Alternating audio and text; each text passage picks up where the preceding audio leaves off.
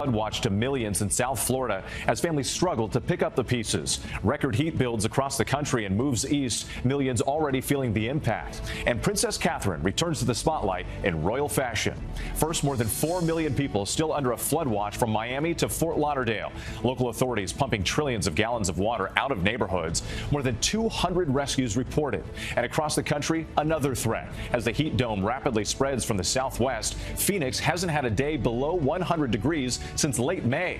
Records about to fall from coast to coast, with the Northeast bracing for its first taste of brutal heat. Our weather team tracking it all. Princess Catherine returns to the world stage, her first public appearance since revealing her cancer diagnosis, joining King Charles and other senior members of the royal family for the king's official birthday parade as he resumes some public duties amid his own cancer battle. What we're learning about what's next for the royals.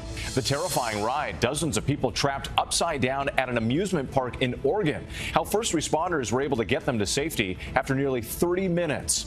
Overseas in Gaza, the deadliest day for the IDF in months. At least 8 soldiers killed, according to the IDF. The new video showing the dramatic rescue of one of the hostages as tens of thousands take to the streets to protest against the government. The largest demonstration since October 7th. Tom Sufi Burridge standing by in Tel Aviv. Former President Trump in Michigan hoping to turn the state red, the key battleground that went blue in 2020. As President Biden courts big donors in Hollywood. Mary Alice Parks on the campaign trail. Here in New York, the urgent manhunt for a suspect in what police describe as the brutal assault of a 13-year-old girl. Teams of officers scouring a 240-acre park. And America Strong tonight, the amazing foster mom and the dozens of lives she's changed over her 40-plus years on the job. From ABC News World Headquarters in New York, this is World News Tonight. Good evening. It's great to have you with us on this Saturday. I'm Whit Johnson. We begin tonight with the relentless rain devastating South Florida. Millions still under a flood watch and the brutal heat wave on the move, starting in the southwest, but soon to sweep across much of the country. Florida's governor declaring a state of emergency, crews using pumps to drain flooded neighborhoods. More than 2 feet of rain fell in some areas, trapping drivers and making roads impassable. And the excessive heat warnings in parts of the southwest, that blistering heat wave now threatening the Midwest and the Northeast.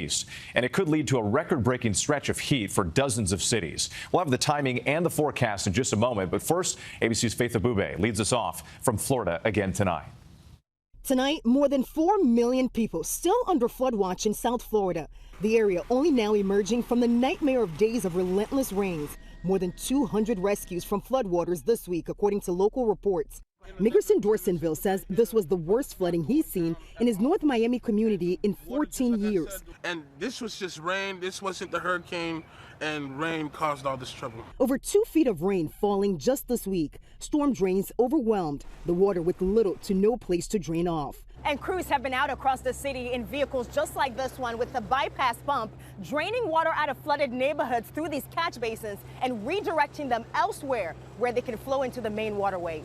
This Florida landlord says his home was inundated during the storms. We were taking water from 5 p.m. to 11 p.m. Florida Governor Ron DeSantis saying over 12 trillion gallons of water had already been pumped away, pointing to extensive land development in the region, contributing to the flooding there. If you compare 50 to 100 years ago to now, as you say, there's just a lot more that's been developed. So there's a lot more effects that this type of an event can have, given how Florida has grown.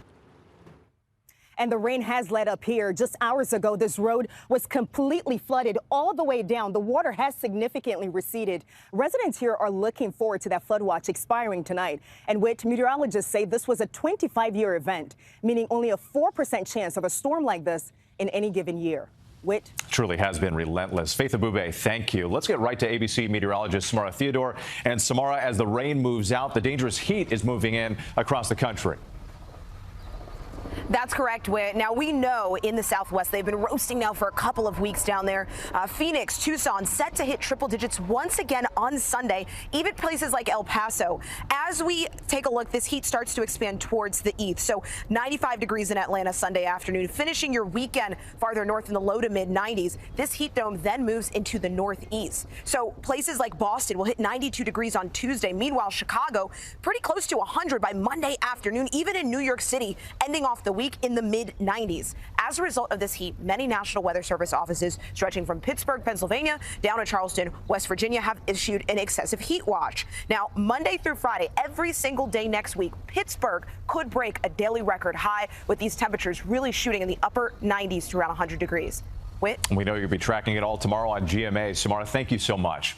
To England now, and the royal birthday bash featuring the return of Princess Kate, making her first public appearance in months since her cancer diagnosis. The princess joining other senior royals for King Charles' official birthday parade, a family display of unity as the king also battles cancer. ABC's Lama Hassan reporting from Buckingham Palace. A long-awaited royal return. The Princess of Wales making her first public appearance since revealing her stunning cancer diagnosis in March. Catherine joining in on all the military pomp and pageantry of trooping the colour. The King's official birthday parade, supporting her father-in-law, King Charles, who is also undergoing treatment for an unspecified cancer. Wearing a white dress and hat, Catherine riding in an enclosed coach with her 3 children, Prince George, Princess Charlotte and Prince Louis. Watching the marching band below, capping the day off on Buckingham Palace's balcony, the Royal Air Force flying past. A family affair and show of unity one day after the princess released this photo and wrote an honest and heartfelt statement about her health, the good days and bad days, the ups and downs of chemotherapy, saying she is not out of the woods yet. Her treatment is still ongoing. She's very much paving the way for her attending public events this summer. She's put it out there very openly that that's what she hopes to do. However, it all has to be taken alongside the idea that she can only do what she feels well enough to do, and that's what she's also made very clear. Lama Hassan joining us from outside Buckingham Palace. And Lama, we know there's been a lot of speculation about the princess's health, but what more are you learning about any future appearances? It was uplifting for the public to see the princess and the king on that balcony behind me in a hugely significant moment for the family after a period of such uncertainty. But the palace has been very clear that this is not a return to normal duties for the princess, and we don't know when we will see her again. They have not announced any future engagements for her. And as Princess Catherine said herself, she is not out of the woods yet. Still some encouraging signs today, Lama. Thank you. Now to that terrifying scene at an amusement park in Portland, Oregon. Nearly 30 people trapped, suspended upside down in the air for nearly 30 minutes after a ride malfunctioned. How rescuers got them down and what the riders are saying tonight. Here's ABC's Zohreen Shah. Tonight, the dramatic video showing the race to rescue 28 riders hanging upside down 100 feet in the air at a Portland amusement park. I was terrified. I didn't think I was going to live to see right now. Tense moments on Friday afternoon as emergency responders worked to free terrified parkgoers trapped aboard the malfunctioning Atmosphere ride at Oaks Park, one of the oldest amusement parks in the country.